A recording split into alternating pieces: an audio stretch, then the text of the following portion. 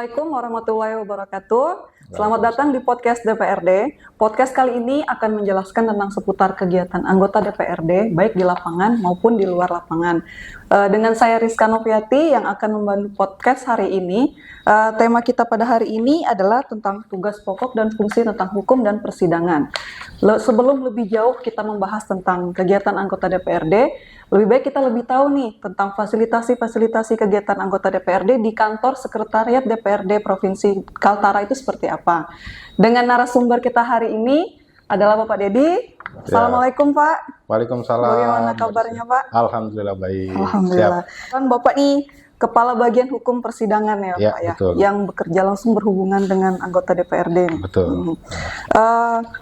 Bisa dijelaskan sedikit nggak Pak tentang tugas pokok dan fungsi bagian hukum dan persidangan itu seperti apa sih Pak? Ya,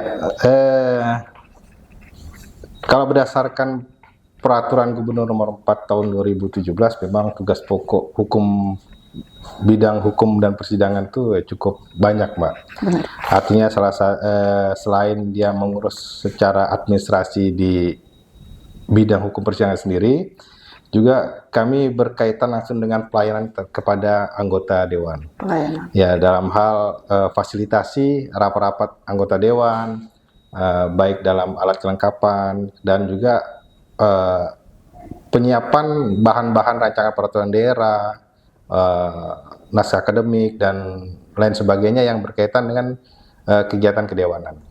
Oh iya, tadi di salah satu yang Bapak sampaikan ada tentang pembuatan produk hukum daerah ya Pak. Ya, Bisa dijelaskan nggak sih Pak produk hukum daerah itu yang seperti apa sih Pak?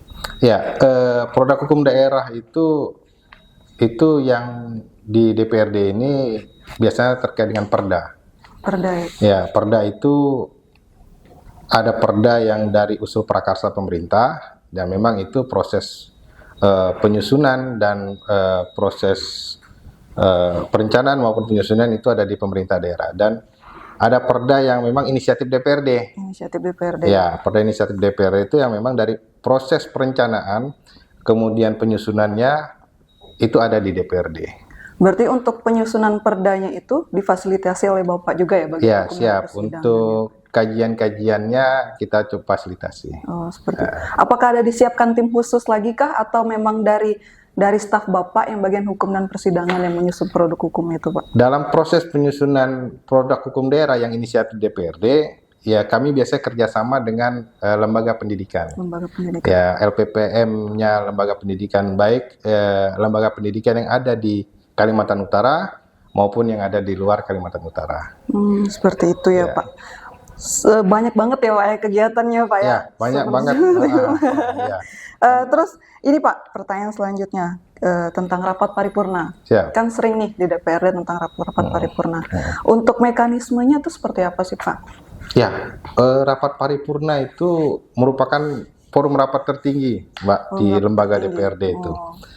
Ya, jadi paripurna ini ada dua jenis. Ada rapat paripurna dalam pengambilan keputusan dan rapat paripurna yang bersifat pengumuman. Saya kasih contoh terkait dengan paripurna yang pengambilan keputusan itu seperti pengambilan keputusan persetujuan bersama atas rancangan peraturan daerah. Nah, di situ ada pengambilan keputusan antara DPRD dengan pemerintah daerah. Nah, kemudian contohnya kalau yang pengumuman itu contohnya seperti yang baru kita laksanakan kemarin. Ya, pengumuman pemilihan gubernur itu ya Pak. Gubernur terpilih, ya kan? Pengumuman gubernur terpilih 2024 kemarin itu sifatnya pengumuman. Terus untuk kayak rapat paripurna, untuk tahapan sebelumnya itu Pak, untuk menentukan ini nih rapat paripurna dia terbuka atau tertutup, itu yang menentukan siapa Pak? Kalau rapat paripurna itu semuanya rapat paripurna harus terbuka. Oh, berarti semua harus mengetahui ya Pak? Semua rapat paripurna itu terbuka untuk umum. Tidak ada rapat paripurna yang tertutup. Tidak ya ada Pak rapat ya? paripurna Berarti tertutup. semua masyarakat wajib mengetahui. Ya, mungkin saya jelaskan sedikit untuk rapat-rapat di DPRD itu. Ya, memang pertama rapat paripurna. Kemudian ada rapat komisi, rapat badan anggaran, rapat banmus, rapat gabungan komisi, kemudian ada rapat dengar pendapat, ada rapat dengar pendapat umum, dan beberapa rapat lainnya. Nah, sifat tertutup, apakah rapat itu tertutup? itu ditentukan oleh pimpinan rapat tersebut. Pimpinan. Ya. Namun kalau untuk paripurna itu pasti semua rapat paripurna terbuka untuk umum. Iya. Dan semua diundang ya Pak, OPD Semua dari pemerintah semua diundang OPD, semua ya, tokoh Pak, ya? masyarakat, baik Forkopimda juga semua diundang. Oh, gitu. Terakhir nih Pak, Ya. kata-kata motivasi nih. Biar ini karena Bapak kan tiap hari bekerja dengan dewan, melayani, terus oke Pak, iya gini dengan yang dengan kabar yang mendadak harus siap gitu. Ya. Kata-kata motivasi nih buat kita semua biar semangat nih ya. Gimana Pak? Ayo. Artinya gini, kami sebagai fasilitator kegiatan kedewanan ya siap kapanpun dan dimanapun harus siap. Artinya dalam keadaan bagaimanapun kami harus siap. Karena kadang ya sampai tengah malam juga kita dihubungin dalam oleh anggota dewan dalam intinya ya untuk proses pelayanan kepada masyarakat supaya lebih nyaman semua anggota DPRD-nya artinya juga. Mereka mencari anggota dewan ini kan mendapat isu atau informasi dari masyarakat ya mengkonfirmasi ke kita untuk kita nyiapkan bahan-bahan rapatnya seperti apa.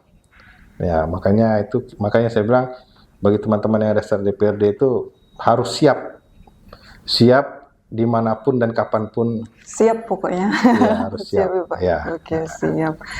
Menarik sekali sih pembahasan kita kali ini. Nanti kita coba lagi karena keterbatasan waktu dan keterbatasan waktu Bapak Pak Dedi juga yang sudah sangat sibuk. Makasih Pak Dedi sudah menyempatkan untuk hadir di podcast kali ini. Terima kasih atas kehadiran podcast kita kali ini. Mohon maaf apabila ada kesalahan dan kata-kata saya.